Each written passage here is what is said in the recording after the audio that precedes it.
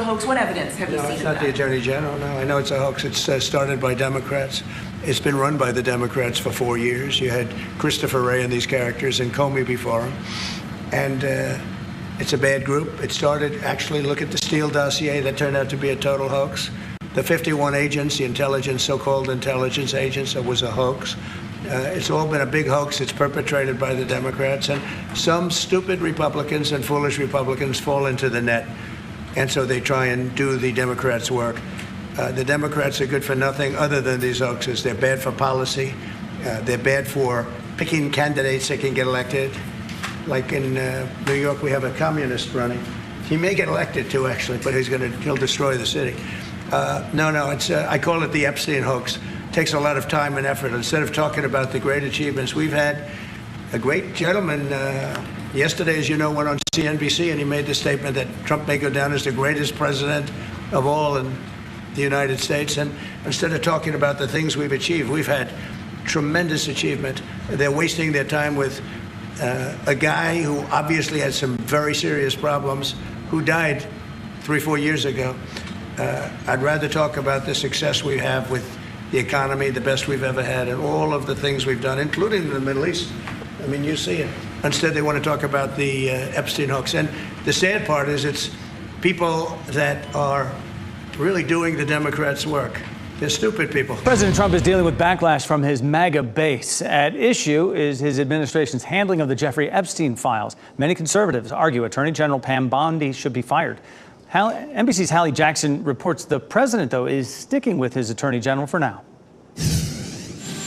President Trump today facing a revolt in the MAGA ranks over how his administration has handled the case of notorious sex offender Jeffrey Epstein. Late Sunday, trying to downplay dissatisfaction and backing his deputy FBI director, Dan Bongino. I spoke to him today, Dan Bongino, and he sounded terrific, actually. No, I think he's in good shape.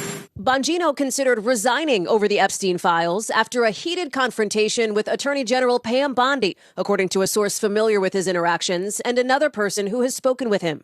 The former podcaster, one of multiple Trump loyalists who had promoted conspiracies about Epstein's prison suicide 6 years ago, but in his new job, acknowledging no cover-up, despite deep skepticism from others in the president's base.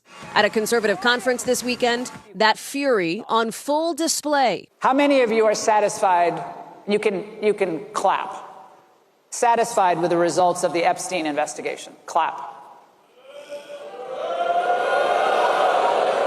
With calls to fire Bondi, the president bringing Bondi to a soccer match Sunday, defending her as fantastic online, and writing, "What's going on with my boys?" and in some cases, gals, adding, "People should not waste time and energy on Jeffrey Epstein, somebody that nobody cares about."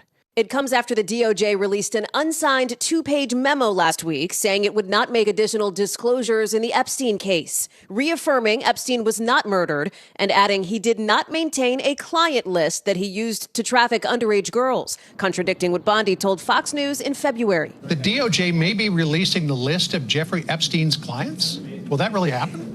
It's sitting on my desk right now to review. That's been a directive by President Trump. Bondi later saying she was referring to the Epstein files in general, as she is now squarely in the spotlight. Pam, if you can't do your job, we'll find someone who will.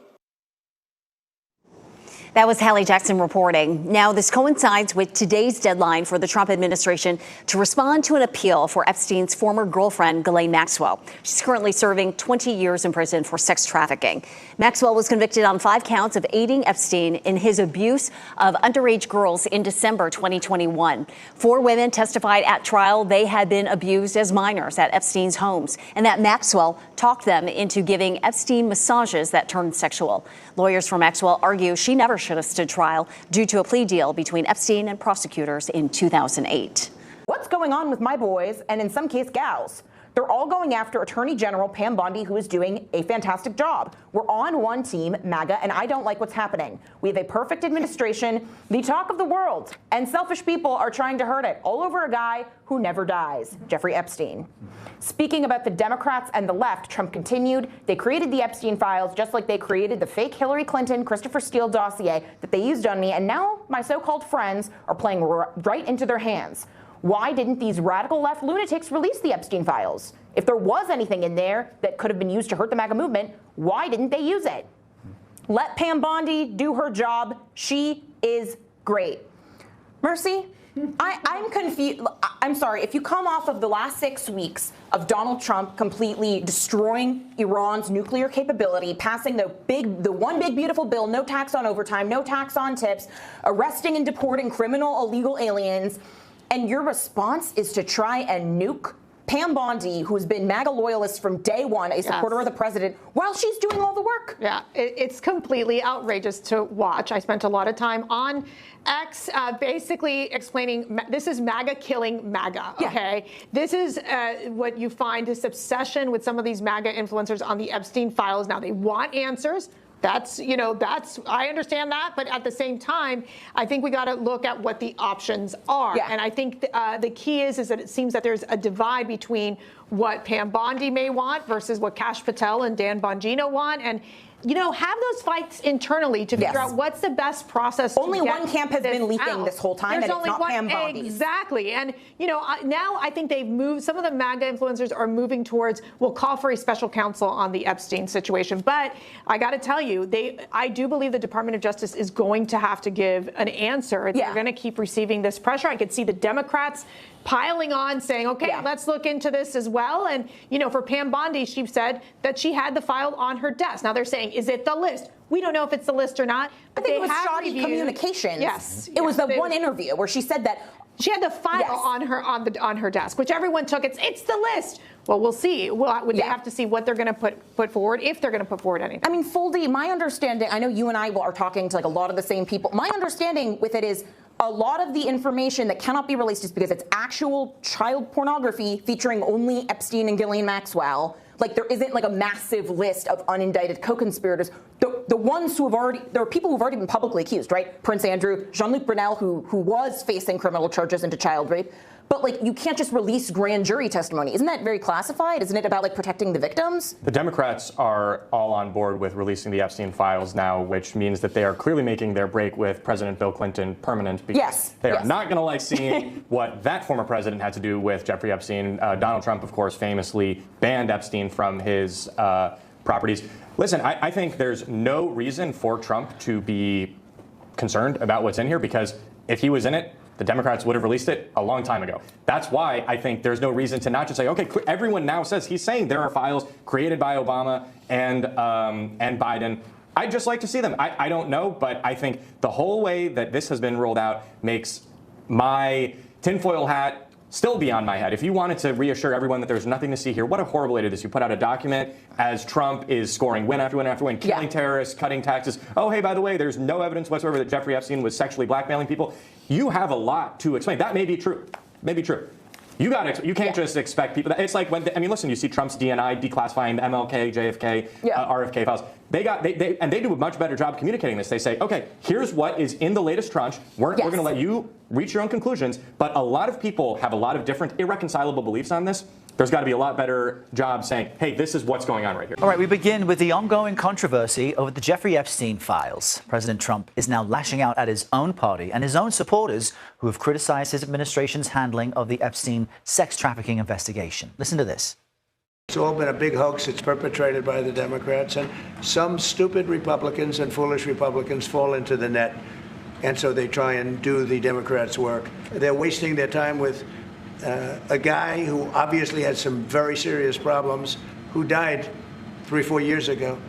CBS News correspondent Natalie Brand is following all of this from the White House. Good morning, Natalie. It's clear that this investigation in the past week has now sown deep divisions among Republicans and the MAGA base, especially the influencers.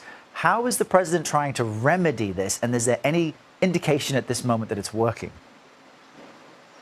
Good morning, Errol. Well, the president, we've seen, has gone from downplaying to now demeaning or criticizing Republicans and parts of his base who have been frustrated with growing frustration over the Epstein situation, calling for the release of the files. You heard the president there. He's now calling this a Democratic scam. And verbally, he's made those comments on social media. He said this, saying that some of his past supporters have, quote, bought into this BS hook, line, and sinker. And he goes on to say he doesn't even want their support anymore. Now, in an interview with the right-wing network Real America's Voice, President Trump said the DOJ should put out anything credible, but also he noted that much of the investigation, he says, was run by the Biden administration. So he claims that much of the things that were found were fake with meat. That's what he said last night. Remember, Errol, just the day before he said or indicated that his name did not appear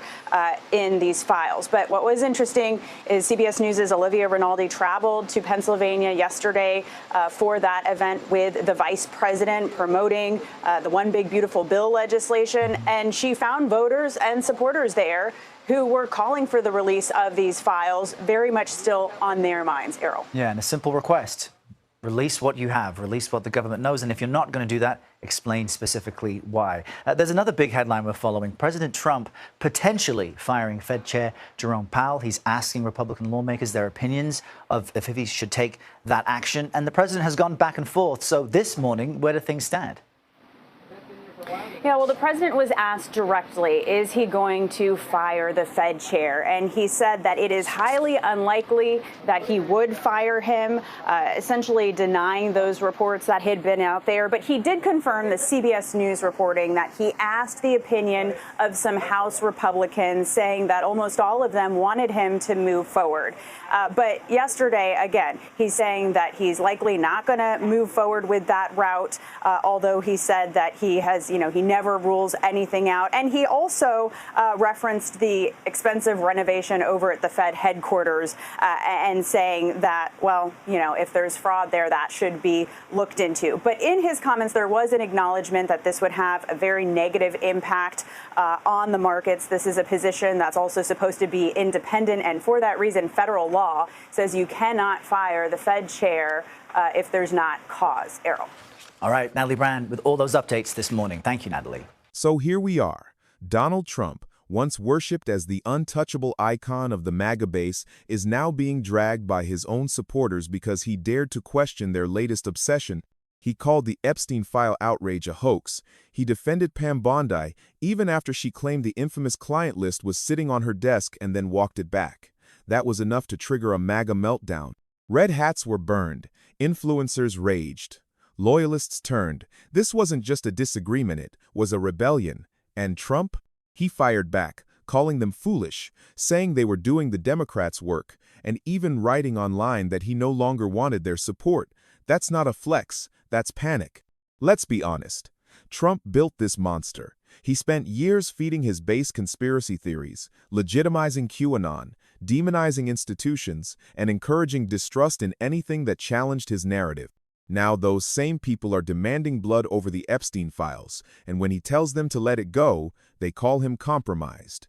This isn't about Epstein anymore. It's about power. It's about who owns the movement. Trump wants to campaign on policy and performance, but his base wants a spectacle, a target, a villain. They want names, they want arrests, and they want someone to blame. That's what happens when your entire movement is built not on ideas but on rage. MAGA doesn't follow, they hunt. And now Trump looks like just another elite telling them what not to believe. Dan Bongino considered quitting. Charlie Kirk vanished from the fight. Newsmax is dancing around contradictions. And the rest of the right-wing media? Trying to stay out of the crossfire as the base eats its own. This is MAGA turning inward. A purity spiral that punishes anyone, even Trump, for deviating from the script. And let's not forget, this base doesn't walk away quietly. When betrayed, they radicalize. They search for new leaders or more extreme narratives. And Trump's refusal to deliver the list has painted him as weak in their eyes. But here's the kicker: there likely is no list, no massive reveal, no smoking gun. And Trump knows it. If it existed and could hurt Democrats, he would have released it already. The fact that both his DOJ and Biden's DOJ didn't says everything. But try explaining that to a movement conditioned to believe everyone is lying. You can't reason with a beast trained to bite. And now, Trump is realizing that. This is what happens when you base your political power on weaponized paranoia. Eventually, the crosshairs land on you. The GOP is stuck, afraid to speak out, afraid to pick sides. But silence isn't neutral. It's permission. And the longer this war festers within the right, the more damage it will do, especially heading into 2024. So what do? First, stop pretending this is just another right-wing squabble. It's a warning, a sign that when disinformation becomes doctrine, even the founder can be branded a traitor. Second, call this what it is, the collapse of a movement built on rage with no brakes. MAGA no longer belongs to Trump. It belongs to the chaos. And if he can't control it, no one can. So here's the question we leave you with. If the MAGA base doesn't even trust Trump anymore, who will they trust next? If you believe truth should matter, even when it's inconvenient, hit like, share this video, and drop your thoughts in the comments. Is this the end of MAGA or the start of something even more extreme?